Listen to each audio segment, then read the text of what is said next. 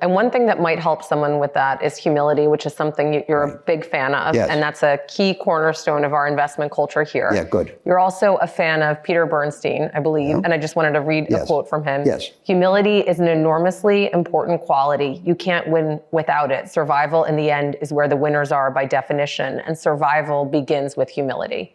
Can you reflect on that a little for us? Oh, well, that's a great quote from Peter. I have a lot of respect for Peter Bernstein. First of all, it kind of goes without saying, but I'll say it anyway. You can't succeed if you don't survive. Mm-hmm. And one of my favorite adages is, don't forget the man who was 6 feet tall, who drowned crossing the stream that was 5 feet deep on average. Mm-hmm. The concept of surviving on average is irrelevant. You have to survive every day, which means really that you have to survive on the bad days.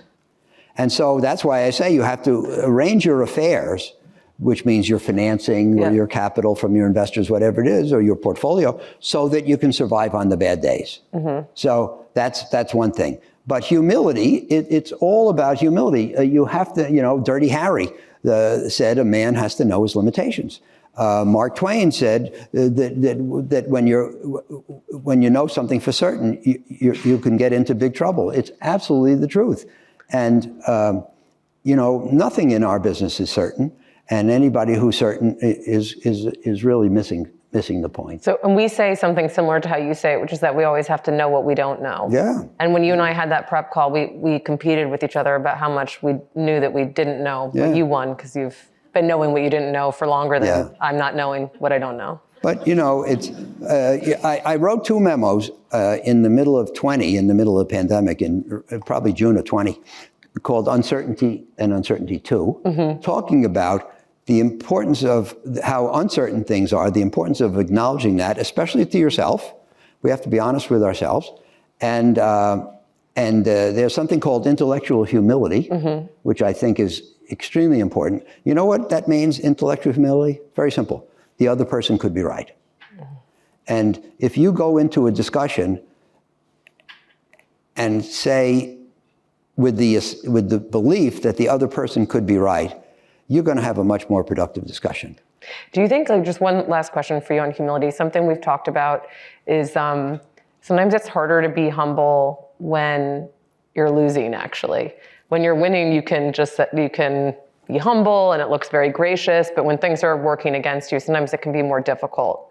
No, I think what do you think? I think it's hard for most people to be humble at any time, because they have these defenses that require them to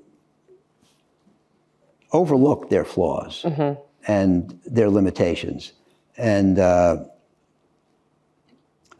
so, look, I think that thing about experience is what you got when you didn't get what you wanted. Turn that around. What did you get when you got what you wanted? If you look at human endeavor, I believe strongly that success carries within itself the seeds of failure, and failure carries the seeds of success. What do you learn from success? I can do it. I can do it again. It's easy. I can do it in other fields. I can do it with more money. I can do it alone. It was me, it wasn't the team. And these are horrible lessons. So I think that success teaches terrible lessons because it plays to our egos. Yeah. And I think you learn more from your failures, and hopefully you learn humility. One last question on this is that how do you balance the importance of knowing there's incompleteness of knowledge with the fact that ultimately you have to make some decisions because you're managing people's money? All these things are about balance. If you assume you know nothing, you can't function. If you think you know everything, you're going to get in trouble. You have to strike a balance, and hopefully it's an appropriate balance. Think about confidence. If you're an investor, if you don't have confidence, then every time you buy something, if it goes down, you're going to sell it because you're afraid it's going to go down more, and you're going to be an abject failure. You have to have confidence. You have to, if you buy something, it goes down, you have to reassess your thesis, and if it's intact, you have to buy more, or you can't be great. But on the other hand, if you have hubris and you feel you can't possibly be wrong, and every time something goes down, you blindly double down, then you're probably going to get into trouble and maybe be asked to leave the industry. So you have to have this balance: confidence, but not overconfidence; humility, but not overhumility. And then one question for you, just on pushing on this concept of knowing what you don't know. So we have a lot more data now, by definition, than ever in the history of the world. And on one argument, you could say, then that's going to help us know more things, because we can prosecute this data and come to conclusions that we couldn't have otherwise done. We can apply AI, machine learning, get new insights. On the other side, something we say on our team sometimes is a T.S. Eliot quote: where is the wisdom that's lost in knowledge? Where is the knowledge lost in information? Yeah, right. Where do you fall out on that? Are we smarter? Look, we have more data, and we have more tools for analyzing the data. But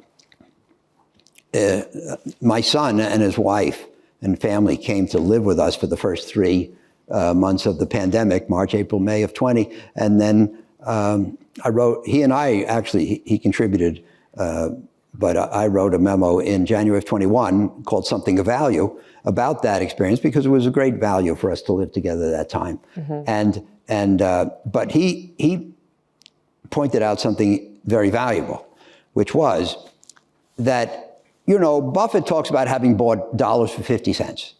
And he really did, because nobody else knew which end was up, I would say I bought some dollars for 60 cents.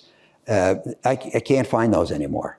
And Andrew made the point that readily available quantitative information about the present can't help you be superior as an investor, or it's not sufficient to be superior. You have to work with that stuff, you have to understand it and process it, but it's not enough, because everybody else has it readily available, and it's quantitative, so everybody can process it.